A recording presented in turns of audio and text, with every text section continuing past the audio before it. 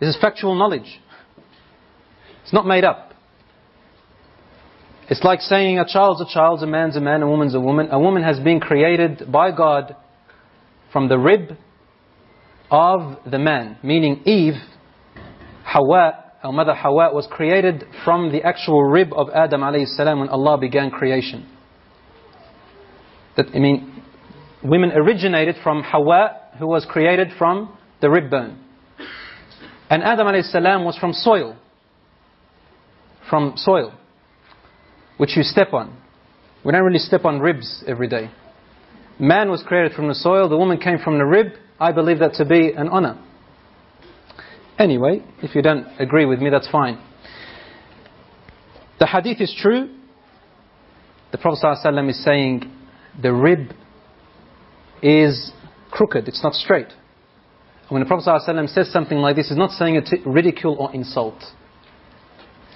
He's saying that to explain to the man that the woman goes through certain situations, physiological changes in her life, every woman.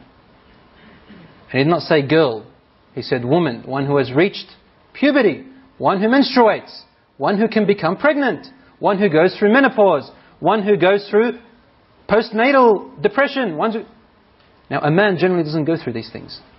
Therefore, when the Prophet ﷺ said crooked, meaning in her natural state she is like that, and if she wasn't like that, she will not be able to surpass the man to be affectionate towards her children, because the mother surpasses the man way past in her affection towards the children. The man does not have the same as the woman.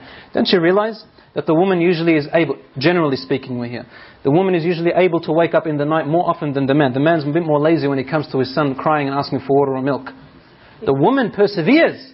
The mother perseveres. And if she wasn't in that way that the Prophet ﷺ described, she would not have that emotion, because otherwise she'd be like a man. It doesn't mean that she is crooked in her... she is crooked meaning that she is less than the man. By far. There are 4 women in the Quran at least that are mentioned and praised. And Allah subhanahu wa ta'ala says, O believing men, take examples from these believing women. Maryam alayhi salam, Mary the mother of Jesus alayhi salam, the wife of Fir'aun. And there is also the wife of Ibrahim alayhi salam, Hajar and Sarah. Examples from them are unbelievable. And Khadija radiallahu anha, Aisha radiallahu anha was the scholar of the companions. They used to come and learn from her. Doesn't mean by whoever says this, not higher, not lower status than us, but in her nature she must be like that, like a jigsaw puzzle. If you have all the shapes the same shape, can you make a jigsaw puzzle out of it? I mean, if all of them were just oblong, you wouldn't be able to put the parts together. One has to be concave, and the other one has to be a bit convex, and so on, in order to fit and make a jigsaw. This is why the Prophet ﷺ said, "An-nisa'u shaqa'iq ar-rijal." The women are the second halves of the men. They complete them. They make one. And he said, your mother, your mother, your mother, then your father. So what's left there? And when the Prophet ﷺ said to the man to look for a woman for marriage, and he advised the woman to look for a man in marriage, he said, O men, many men go for women because of 4 things generally: because of her beauty, because of her status, her lineage, because of her wealth, or because of her religion. If you are able to find one at least with her religion, he said, then you have done too much good and she is the one for you.